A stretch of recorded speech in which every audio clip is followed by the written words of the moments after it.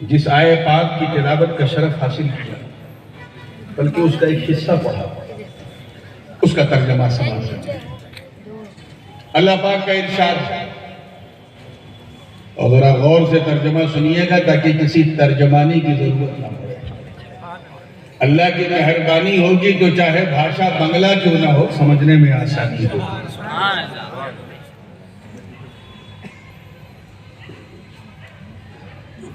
وَرِضْوَانٌ مِّنَ اللَّهِ أَكْبَرُ، اور اللہ کی رضا سب سے عظیم ہے، سب سے مہان ہے۔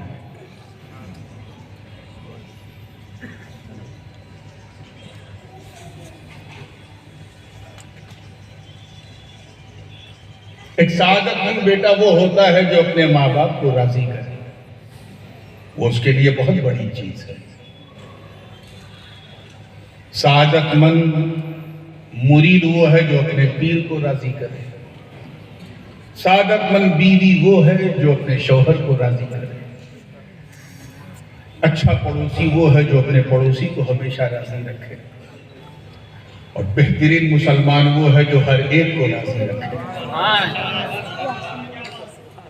لیکن ان تمام رضاؤں میں جو سب سے مہان تم ہے، میں تھوڑا ہندی زیادہ بولوں گا، مجھے معاف کیجیے گا، کیونکہ ہماری برادری کے جو سب پڑوسی یہ ہمارے پیر خانے بنگال سے آئے ہیں، تو مہان وہ رضا کسی اور کی نہیں، وہ اللہ کی۔ اگر بنگلہ میں اس کو ٹرانسلیٹ کیا جائے تو وہ معنی نہیں پیدا ہوتا جو رضا میں ہے، ورنہ وہ پرشن میں وہ بات نہیں ہے۔ اسی لیے سب سے عظیم رضا خوشنودی وہ کسی اور کی نہیں، وہ رب کی ہے، اور اس کی کئی وجہ۔ پہلی وجہ تو یہ ہے کہ یہ اس کی کرپا ہے کہ اس نے ہمیں انسان بنایا۔ قادر مطلق ہے، کچھ بھی بنا دیتا، آپ کچھ کر پاتے؟ پتھر بنا دیتا، پہاڑ بنا دیتا، ندی نالا بنا دیتا، بھیڑ بکری بنا دیتا، کچھ کر پاتے بھائی؟ یہ کتنی بڑی کرپا ہے اس کرپالو کی، کتنی بڑی دیا ہے اس دیالو کی، کتنا بڑا احسان ہے اس محسن مطلق کا جس نے ہمیں لقد کرمنا بنی آدم کا تاج پہنا، انسان بنایا، مہان رچنا۔ اور کرم بالائی کرم دیکھو کہ صرف انسانی ہی نہیں، الحمدللہ مسلمان بنایا، یعنی سب کے سامنے نہیں جھکایا، صرف اپنی بارگاہ میں جھکایا،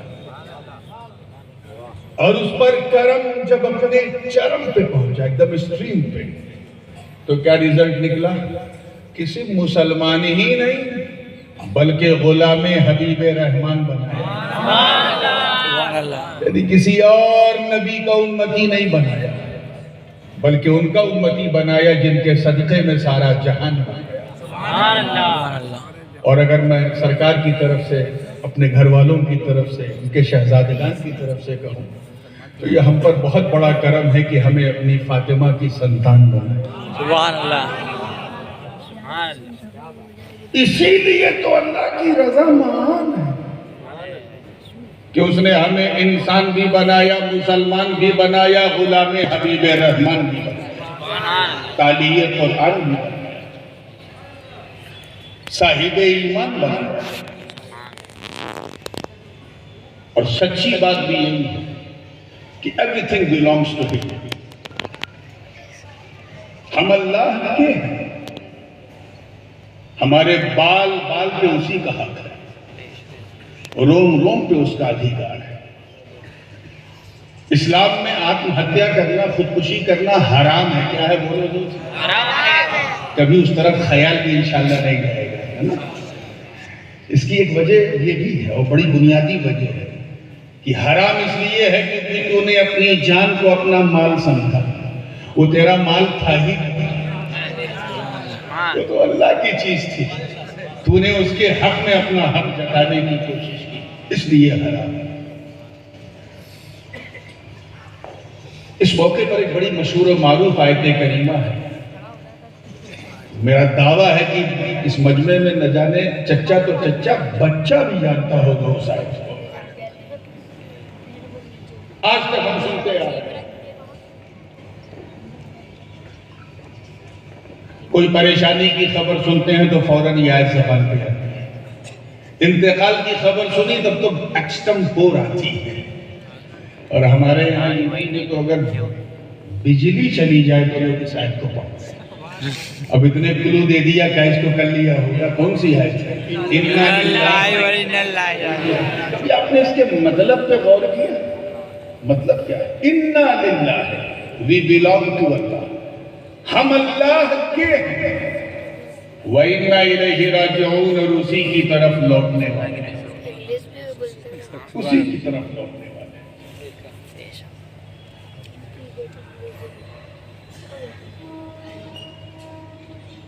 اللہ نے تو ہر چیز ہمارے لیے بنائی.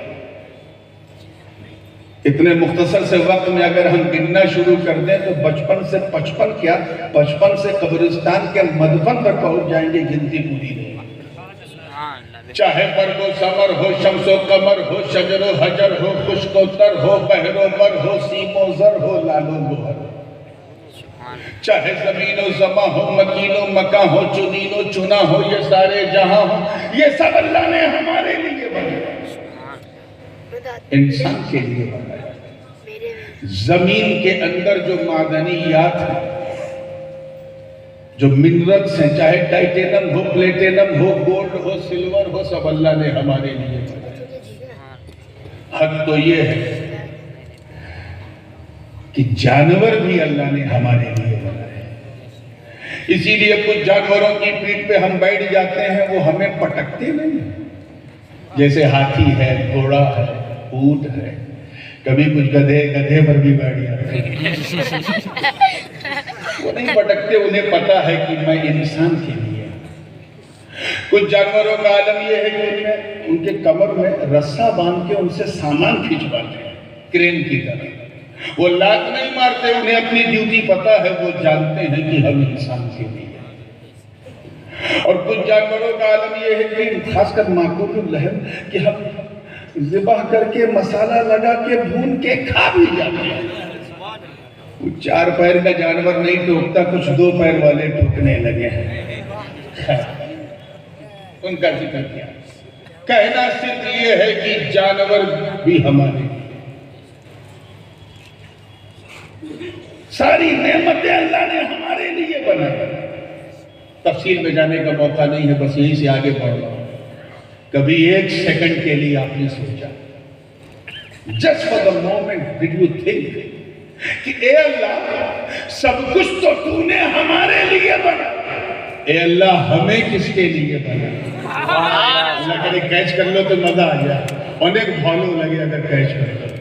سب کچھ تو تو نے ہمارے لیے بنایا، چاہے چاند کی چاندنی ہو، ستاروں کی قندیلیں ہو، آبشار کے نغمے ہوں یا پھر پہاڑوں کی بلندی ہو، سب تو ہمارے لیے.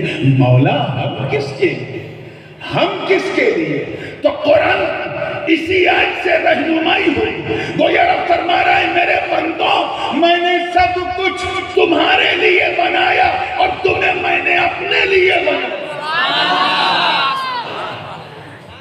اور اس لیے بنایا ہے تاکہ تم میری عبادت کرو، میری ہی پوجا کرو، میری ہی وندنا کرو.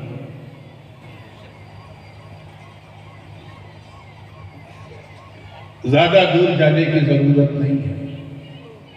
اپنے گریبان میں چھاپو. ہم تو آئے ہیں اللہ کی عبادت کے لیے. جو چیزیں ہمارے لیے بنی ہیں وہ تو اپنا کام کر رہی ہیں. ہم اپنا کام کیوں بھول گئے؟ سورج کبھی چمکنے سے انکار نہیں کرتا. چاند کبھی یہ نہیں کہتا کہ آج کا نہیں نکلوں گا. یہ اور بات ہے کہ بادل چھپا لے یا گرہن لگ جائے، وہ ایک الگ ایشو ہے، لیکن چاند انکار نہیں کرتا. اسے معلوم ہے چاندنی پھیلانا میری ڈیوٹی. تارے ٹمٹمانے سے انکار نہیں کرتے، سبزے اگنے سے انکار نہیں کرتے، کھانا آپ کی بھوک مٹانے سے انکار نہیں کرتے. آپ کیوں انکار کرنے لگے؟ ہم سے صاف کہا گیا کہ نماز پڑھو، روزہ رکھو، حج کرو، زکات دو، اقیموا الصلاۃ وآتوا الزکاۃ، حج البیت من استطاع الیہ سبیلا صاف کہا گیا۔ کتب علیکم الصیام صاف کہا گیا۔ مگر ہم میں کتنے ایسے ہیں جو یہ کریں؟ سچی بات یہ ہے کہ ہمیں آپسی اختلافات سے فرصت ملتی ہی نہیں کہ ہم کبھی یہ سوچیں کہ چلو اللہ کو راضی کیا جائے۔ ایک دوسرے کو راضی کرنے میں ہماری زندگی گزر رہی، بس کچھ ایسا کرے کہ یہ راضی ہو جائے، کچھ ایسا کرے وہ راضی ہو جائے۔ پرانے زمانے میں مرید پیر صاحب کو راضی کرتے تھے، اب زمانہ بدل گیا، پیر ہی مرید کو راضی کرتے۔ مرید ناراض ہو گیا تو یہ نقصان ہو جائے گا، وہ اسی میں ہماری لائف اسٹائل گزر رہی ہے۔ عزیزان ملت، پوری توجہ کے ساتھ، ہم تو وہ امت تھے، توجہ جس کے بارے میں رب تعالیٰ نے فرمایا تھا کنتم خیر امت اخرجت للناس تأمرون بالمعروف وتنہون عن المنکر وتؤمنون باللہ۔ تم بہترین امت تمام امتوں جو ظاہر کی گئی لوگوں کے لیے، کیونکہ تم اچھائیوں کا حکم دیتے ہو، برائیوں سے روکتے ہو، اور ایک وحدہ لا شریک پر ایمان رکھتے ہو۔ اپنے دھڑکتے ہوئے سنی دل پر ہاتھ رکھ کے ایمانداری سے بتاؤ، امت تو واقعی لاجواب ہے۔ کیا ہم امتی اچھے ہیں؟ دیکھیے، کیا ہم امتی اچھے ہیں؟ صرف صبح سے لے کے شام تک تم کتنے گناہ کرتے ہو، اسی کا محاسبہ کر لو۔ آنکھوں سے کتنا کرتے ہو، منہ سے کتنا کرتے ہو، ہاتھوں سے کتنا کرتے ہو، پیر سے چل کے کتنا کرتے ہو۔ یقین جانو اگر کبھی سامنے آ جائے وہ سارے گناہوں کا حساب تو ڈپریشن میں چلے جاؤ گے۔ صرف 12 گھنٹے کا گناہ اتنا بھاری ہو جائے گا، اور مسلسل تمہاری زندگی اسی گناہ میں گزر رہی ہے۔ کیا تم اس لائق ہوگی؟ کیا ہم اس لائق ہیں کہ ہمیں اچھا امتی کہا جائے؟ نماز کے وقت فجر میں ہم چادر تانے سو رہے ہیں جیسے کوئی ذمہ داری ہے۔ ظہر کے وقت کسی مارکیٹ میں گھوم رہے ہیں جیسے ظہر ہمارے لیے ہے ہی نہیں۔ عصر کے وقت کرکٹ کھیل رہے ہیں، مغرب کے وقت کسی چائے خانے میں بیٹھے، اور عشاء کے وقت تو کہیں ٹھٹھے لگائے ہیں۔ کیا ہم اس قابل ہیں کہ ہمیں اچھا امتی کہا جائے؟ بولو نہیں نا۔ جس میں اتنی طاقت ہے کہ کسی کو مار دیں تو احمد آباد کے سب سے بڑے اسپتال میں اس کا علاج ہوگا، پھر بھی کتنے ہیں جو روزہ رکھتے ہیں؟ کیا ہم اس لائق ہیں کہ ہمیں اچھا امتی کہا جائے؟ حق تو یہ ہے میرے دوستوں کہ پاسپورٹ پہ ویزا لگ جائے، اور ایک ہمارے یہاں چلتا ہے، گجرات میں اس کا ایک کریز بھی بڑا ہے، انگلینڈ کا ویزا لگ جائے، امریکہ کا لگ جائے، کینیڈا کا لگ جائے، اور لگ بھی گیا، کما بھی رہے ہیں پھر بھی نہ حج کیا نہ عمرہ کیا۔ کیا ہم اس قابل ہے کہ ہمیں اچھا امتی کہا جائے؟ ارے پیسہ اتنا کہ انکم ٹیکس ڈپارٹمنٹ سے چھپا کے رکھنا پڑتا ہے، پھر بھی کتنے ہیں جو زکات دیتے ہیں؟ کیا ہم اس لائق ہیں کہ ہمیں اچھا امتی کہا جائے؟ ہم وہ امت نہیں ہے میرے دوستوں، وہ امت نہیں ہے، وہ نہیں ہے جنہوں نے بدر و احد، خیبر و خندق میں پرچم اسلام کو لہرا دیا۔ ہم وہ لوگ نہیں ہیں جنہوں نے انطاکیہ کی کلیساؤں میں گھس کے اذان دے دی تھی۔ ہم وہ نہیں ہیں، ہم ان کی طرح نہیں ہیں جن کے تصور سے قیصر و کسریٰ کے ایوان میں زلزلہ آ جاتا تھا۔ ہم وہ لوگ نہیں ہیں، ہم ان کی طرح نہیں۔ ارے جو نبی کے وضو کے قطرے کو بھی زمین پہ گرنے نہ دے، ہم ان کی طرح نہیں ہیں جنہوں نے اپنی نئی نویلی دلہن کو صرف صدائے الرحیل سنتے ہی بستر عروس پر چھوڑ دیا، اور گھوڑے کی ننگی پیٹھ پر بیٹھ کر اپنے پرانوں کی آہوتی دے دی۔ ہم ان کی طرح نہیں ہیں جنہوں نے دریائے نیل پار کر دیا، ہم ان کی طرح نہیں ہیں جن کا نام سن کر رستم اور سہراب کا کلیجہ تھر تھر آ جاتا تھا، ہم ان کی طرح نہیں ہیں جن کا چہرہ دیکھ کر فلسطین کا پادری قدموں میں چابی رکھ دیتا تھا، اور ہم ان کی طرح نہیں ہیں جنہوں نے کی جنگ میں دریائے دجلہ کو جب عبور کیا تو شاعر مشرق کو بھی کہنا پڑا کہ دشت و دشت ہے، دریا بھی نہ چھوڑے ہم نے، بحر ظلمات میں دوڑا دیے گھوڑے۔ نعرہ تکبیر، نعرہ رسالت، نعرہ رسالت، خاندان مخدومہ کائنات حضور تاج العلماء چشمہ سرکار شاہ عالم، زندہ باد زندہ باد۔ بہت خوب بہت خوب۔ ہمارا حال تو یہ ہے، اور یہ بات کم و بیش میں اکثر مقامات پہ کہتا ہوں اور آج یہاں بھی کہتا ہوں۔ میں نے پہلے بھی کہا تھا جن کو تقریر سننا ہے وہ یوٹیوب میں سن لیں گے۔ آج میں سرکار کو سبق سنانے کھڑا ہوا، جیسے ایک طالب علم اپنے استاذ کو سناتا ہے، پوری توجہ کے ساتھ۔ تیار ہے نا؟ ایک دم ٹھیک ٹھاک، ماشاءاللہ، توجہ۔